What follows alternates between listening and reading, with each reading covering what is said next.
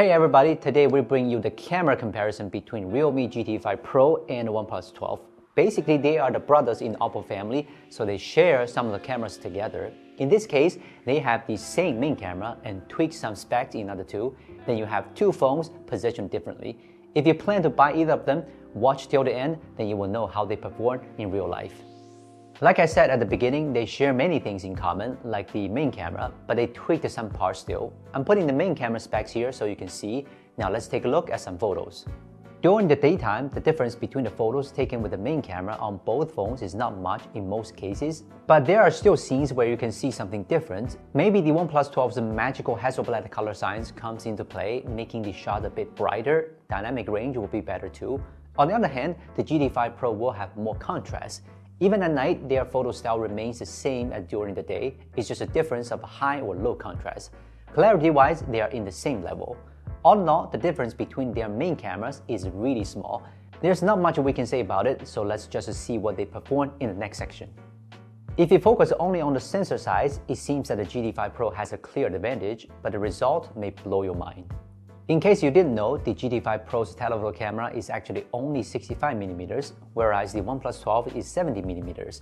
Coupled with the fact that the OnePlus 12's telephoto camera also has a little bit more pixel than the GT 5 Pro's, it only makes sense that it's much better than the GT 5 Pro in terms of clarity during daytime. So in fact, in good light, the GT 5 Pro's strengths don't come into play. The OnePlus 12 is definitely the better one. So can the GT 5 Pro bounce back when the night comes? Nope. As long as it's not completely dark, the OnePlus 12 maintains the advantage of better clarity, and quite surprisingly, the GT 5 Pro is the one with more noise instead. If I hadn't checked the specs, I would have thought that OnePlus 12 was the one with a bigger sensor. So why did I just hesitate in saying nope? Because the GT 5 Pro also has something OnePlus 12 can't do. As long as there's very little or no light where you're shooting, the difference between the GT 5 Pro and the OnePlus 12 is ridiculously large. Yes, the OnePlus 12 integrates the best traditions of the Oppo family. Auto mode bans you from using the telephoto camera now. This photo is actually a cropped photo from the main camera. That's why the sharpness is so poor. You can also see in the dark parts of some photos that this larger sensor captures more detail. This is one of the few strengths of GT 5 Pro telephoto camera.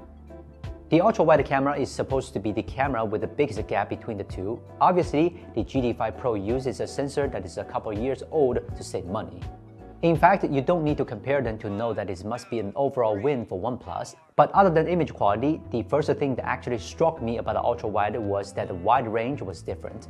What ultra-wide cameras do is make landscapes more spectacular. A more exaggerated view gives a greater visual impact. The GT 5 Pro clearly loses in this regard. Because the OnePlus 12's ultra-wide camera support autofocus, it is capable of taking macro photos. The GT 5 Pro wouldn't be able to take macro photos, so another win for OnePlus. Selfies are good, I guess. In fact, the selfies on both phones are evenly matched. The only difference I can tell is the skin color. I will look healthier in the OnePlus 12's photos. The GT 5 Pro's skin color will look more yellowish in comparison. I'm still walking down the same street, shooting the video with the front-facing camera on the GT 5 Pro. How is the quality, and how about the audio quality? I think it's good. Any good? Right now, I'm walking down the same street with the OnePlus 12, shooting a video with the front-facing camera, 4K 30. How is the quality and the stabilization and the audio? Let me know. Now I'm holding both phones. Try to decide the stabilization ability. I'm gonna shake them up.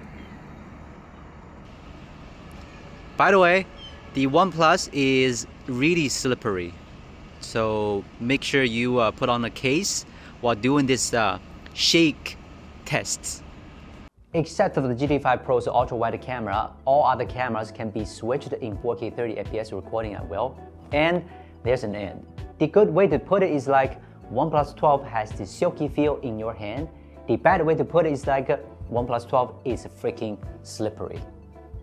So now it brings us to the end of the camera comparison between these two phones. Although they almost have the same camera combo, with only OnePlus has the Hasselblad support, The reality is that there's a gap in actual experience. OnePlus 12 has better performance in the main camera and ultra-wide camera.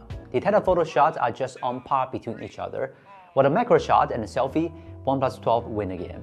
And lastly, the video shooting. I think the image stabilization on the rear camera of the OnePlus 12 will be better, while the GT5 Pro is better on front camera.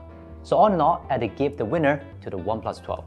But that doesn't mean the GT5 Pro loses because it's $100 cheaper after all. Alright, what do you think about the camera comparison between them? Let us know your thought down below. This is Will Bunkers from China. See you next time.